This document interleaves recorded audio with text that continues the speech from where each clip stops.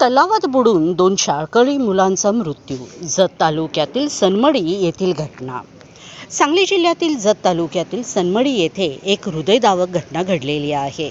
सनमडी येथे तलावात पोहत असताना 2 शाळकरी मुलांचा अत्यंत दुर्दैवी अंत झालेला आहे.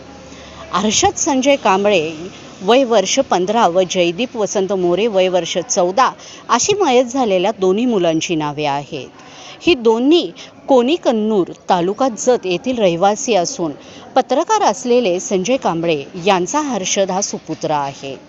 नुकतेच त्याने इयत्ता 10वीची परीक्षा दिलेली असून जगदीश हा 9वी परीक्षा दिलेला आहे.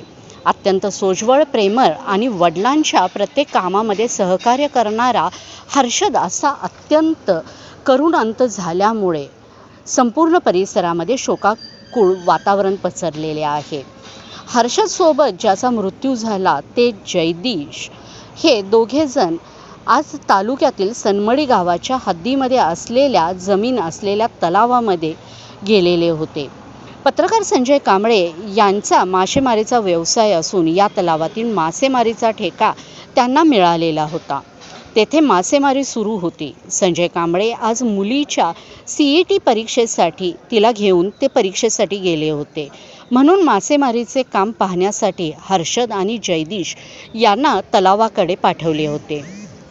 त्यासाठी ते पाण्यात उतरले होते. त्यांना पोहायला येत नव्हते. ते तलावाच्या कडेनेच पाण्यातून चालत होते. पण एके ठिकाणी असलेल्या खोलगट भागात ते आले असता तेथील पाण्याचा अंदाज न आल्याने ते दोघेही बुडाले. त्यामध्येच त्या दोघांचाही मृत्यू झालेला आहे. संख व उमदी या दोन्ही ठिकाणी शवविच्छेदन करण्याची सोय नसल्यामुळे मृतदेह जत येथे आणण्यात आला. तेथे ती प्रक्रिया पूर्ण होऊन मृतदेह नातेवाईकांना सुपूर्द करण्यात आलेले आहेत. आज त्यांच्यावर अंतिम संस्कार करण्यात येणार आहे.